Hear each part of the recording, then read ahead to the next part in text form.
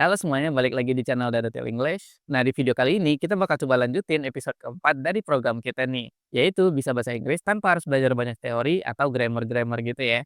Nah, karena dari kemarin kita belajar basic bahasa Inggris dari conversation, sekarang kita bakal coba nyicil belajar untuk vocabulary-vocabulary yang ada di level intermediate nih. Ya, kalau di bahasa Indonesia, level intermediate itu adalah level menengah dalam bahasa Inggris. Jadi, kedepannya aku bakal coba variasiin terus ya level belajar bahasa Inggris kita. Karena kita belajar yang level basic, level menengah, ataupun level atas. Ya tujuannya biar apapun yang kamu butuhin dalam belajar bahasa Inggris, kamu bisa dapetin semuanya di program kita kali ini ya. Nah, jadi untuk di episode kali ini kita bakal belajar dari vocabulary-vocabulary nih. Nanti kita bakal coba bahas dari segi pengucapan, artinya, dan contoh kalimatnya juga ya. Tapi sebelum kita lanjut, aku ada sedikit tambahan nih. Jadi setelah kamu selesai nonton video ini, aku harap kamu bisa tulis di komentar kalimat versi kamu juga, biar nanti kita bisa diskusi bareng apakah kalimatnya udah benar atau belum. Oke, jadi nggak usah lama-lama, kita langsung ke videonya aja. Nah, ini dia vocabulary pertamanya. Nah, untuk pengucapannya, kamu bisa bilang contribute, contribute. Jadi bukan contribute, tapi contribute. Nah, arti dari kata ini yaitu berpartisipasi atau berkontribusi. Nah, untuk contoh kalimatnya kayak gini nih. Everyone should contribute to the discussion. Nah, artinya everyone, setiap orang, should, artinya harus, contribute, berpartisipasi to the discussion, dalam diskusinya. Jadi arti dari kalimat ini, setiap orang atau semua orang harus berpartisipasi dalam diskusinya. Oke, jangan lupa tulis di komentar juga kalimat versi kamu ya. Oke, ini dia vocabulary yang kedua. Cara pronounce-nya analyze, analyze. Jadi bukan analis tapi analyze. Nah, untuk artinya menganalisis atau menganalisa. Contoh kalimatnya kayak gini. We need to analyze the data before making the decision. Nah, untuk artinya we need to, kita harus atau juga bisa kita perlu analyze the data, menganalisa datanya before making, sebelum membuat a decision. Nah, decision ini artinya keputusan ya. Jadi, arti dari kalimat ini, kita harus menganalisa datanya sebelum membuat keputusan gitu. Oke, kita lanjut ke vocabulary yang ketiga. Nah, ini dia vocabulary-nya. Nah, untuk pengucapan dari kata ini yaitu determine, determine. Oke, dan untuk arti dari kata ini yaitu menentukan. Nah, untuk contoh kalimatnya kayak gini nih.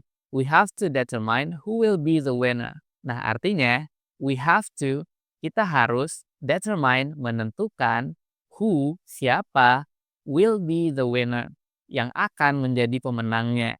Nah, jadi arti dari kalimatnya, kita harus menentukan siapa yang akan menjadi pemenangnya. Nah, sebelum kita lanjut, aku pengen ngingetin tentang pelajaran kita yang kemarin nih, yaitu tentang will be. Nah, jadi kalau misalkan kita pengen bilang akan di bahasa Inggris, kita bisa bilang will. Nah, tapi tipsnya di sini, kalau misalkan setelah kata will itu bukan kegiatan, kamu bisa nambahin be di sini. Contohnya di sini, the winner. Karena the winner ini bukan kegiatan, makanya di sini kita bilangnya will be the winner. Nah, sebaliknya, kalau misalkan setelah will itu kegiatan, berarti kita nggak usah nyebutin kata be-nya. Contohnya kita bisa bilang sesimpel I will sleep, I will eat, I will study, dan lain-lain.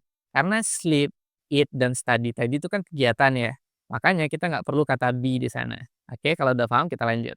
Nah, selanjutnya ada kata ini nih. Nah, jadi di sini pengucapannya evaluate, evaluate. Dan artinya yaitu menilai. Nah, untuk contoh kalimatnya kayak gini nih. It's important to evaluate the result of this project. Nah, artinya it's important.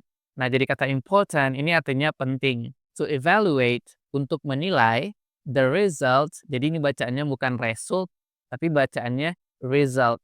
Result. Dan result ini artinya hasil of this project, dari project ini. Jadi arti dari kalimat ini itu penting untuk menilai hasil dari project ini. Nah, aku ada sedikit tambahan nih. Aku juga sering dapat pertanyaan dari siswa-siswa yang pernah belajar sama aku nih, tentang vocabulary-vocabulary kecil yang kayak kata of, the, yang kayak gitu. Banyak dari mereka yang bilang kalau nggak tahu kapan harus pakai kata of, the, dan kata-kata vocabulary kecil lainnya. Nah, jadi sedikit tips dari aku buat kamu yang masih baru-baru banget belajar bahasa Inggris, kamu nggak usah terlalu pusingin vocabulary-vocabulary kecil kayak gini. Fokus aja ke vocabulary-vocabulary intinya. Karena vocab-vocab kecil kayak gini tuh nggak terlalu berpengaruh untuk artinya. Contoh di sini, kalau misalkan kita hilangkan kata the dan of-nya itu, untuk artinya itu nggak jauh beda. Jadi kemungkinan besar orang masih tetap paham apa yang kita maksud. Jadi buat kamu yang masih baru-baru banget belajar bahasa Inggris, target kita itu bukan ngomong seperfect mungkin. Tapi target kita yaitu bisa bikin orang ngerti sama apa yang kita bilang. Jadi jangan sampai hal-hal kecil kayak gini bikin kamu tuh nggak jadi ngomong bahasa Inggris, atau misalkan kita terlalu sibuk mikirin hal-hal kecil kayak gini, dan hasilnya partner kita itu nggak enjoy sama conversation-nya. Jadi intinya buat kamu yang baru belajar bahasa Inggris yang belum terlalu fasih, yang jelas berani ngomong dulu. Tapi buat kamu yang udah di level intermediate atau di level advance, baru nih targetnya kalimat-kalimat yang kamu ucapin tuh kalimat-kalimat yang bagus, atau simpelnya bisa kita bilang perfect lah gitu. Oke, jadi itu sedikit tips dari aku ya. Yuk kita lanjut lagi. Nah, selanjutnya ada kata ini nih. Untuk pronounce-nya kita bisa bilang involve. Involve. Artinya melibatkan. Dan kalau misalkan kita tambah huruf D di akhir, artinya terlibat. Jadi involve itu melibatkan, kalau involved yang ada D di akhir, itu artinya terlibat. Untuk contoh kalimatnya kayak gini nih. The project will involve several departments. The project-nya atau project ini will involve, akan melibatkan several departments, beberapa departemen. Jadi artinya di sini, project ini akan melibatkan beberapa departemen gitu. Nah, di kalimat ini kita bisa lihat kata will yang kita bahas barusan nih. Karena involve ini adalah kegiatan, yaitu artinya melibatkan, di sini will-nya nggak pakai be. Jadi langsung will involve gitu. Dan di sini ada kata several. Nah, several ini artinya beberapa. Jadi untuk bilang beberapa dalam bahasa Inggris, kita mungkin biasanya sering bilang some. Nah, tapi untuk bilang beberapa bukan cuma kata some ya. Kita bisa bilang kayak di sini, yaitu several. Atau kita juga bisa bilang kata few. Contoh misalkan kita bilang beberapa hari lalu. Kita bisa bilang few days ago. Oke, dipakai ya di bahasa Inggrisnya. Nah, ini dia vocabulary selanjutnya. Nah, vocabulary ini pengucapannya yaitu maintain. Maintain. Untuk artinya sendiri yaitu mempertahankan. Contoh kalimatnya kayak gini nih. Building and maintaining good relationship is really important in our life. Jadi artinya, building, membangun, and maintaining, dan mempertahankan good relationship, hubungan yang baik, is important in our life. Penting dalam kehidupan kita. Jadi artinya di sini, membangun dan mempertahankan hubungan yang baik itu penting dalam kehidupan kita. Nah, mungkin ada sedikit pertanyaan nih di sini. Kak, bukannya building itu artinya bangunan gitu. Nah, emang building itu artinya juga bangunan. Nah, tapi artinya juga bisa membangun kayak konteks yang di sini ya. Jadi setahu aku nih yang bukan expert dalam grammar, kalau misalkan kita pengen nyebutin kegiatan di awal kalimat, contohnya di sini membangun, yang mana ini adalah kata kerja atau kegiatan ya. Nah, dalam bahasa Inggris, kalau misalkan kita pengen nyebutin kegiatan di awal kalimat kayak gini, kita harus nambahin kata ing setelahnya. Jadi untuk bilang membangun di awal kalimat, kita nggak bilangnya build doang, tapi kita bilangnya building gitu. Tapi sepengalaman aku nih, kalau misalkan kamu nggak terlalu paham hal teknikal yang kayak gini, misalkan kamu cuma bilang build and maintain good relationship. Kemungkinan besar orang-orang bakal tetap paham kok yang kamu maksud. Jadi buat kamu yang masih baru-baru belajar bahasa Inggris, ingat kalau misalkan kamu nggak perlu ngomong perfect. Yang jelas vocabulary dan pengucapannya itu benar. Jadi orang bisa tetap nangkep nih maksud kamu itu apa gitu. Nah yang terakhir kita punya kata ini nih. Untuk pronounce-nya kamu bisa bilang utilize. Utilize. Nah, arti dari kata utilize ini yaitu memanfaatkan. Jadi misalkan kayak memanfaatkan sumber daya, memanfaatkan suatu benda, atau misalkan memanfaatkan teman mungkin. Nah, di konteks itu kamu bisa bilang utilize. Contoh kalimatnya kayak gini nih. We should utilize our resources more efficiently. Artinya, kita harus utilize our resources, memanfaatkan sumber daya kita. Jadi resources itu artinya sumber daya. More efficiently, dengan lebih efisien. Jadi efficiently itu artinya dengan efisien.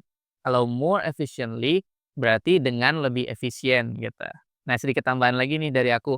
Kalau misalkan kamu lihat kata sifat yang ditambahkan huruf ly kayak gini, biasanya itu bisa diartiin secara atau dengan. Contoh di sini efficient jadi efficiently. Dari yang artinya efisien, artinya berubah jadi dengan efisien. Misalkan kita pengen bilang rajin, bahasa Inggrisnya diligent. Kalau misalkan dengan rajin, kita bisa bilang diligently gitu. Atau misalkan secret, yaitu rahasia. Kalau kita bilang secretly artinya secara rahasia atau secara diam-diam gitu. Jadi tambahan huruf ly di akhir itu biasanya artinya itu secara atau dengan gitu ya.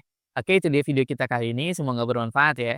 Jangan lupa dari vocabulary yang kamu dapat di video ini, cobain untuk bikin contoh kalimatnya juga ya di komentar.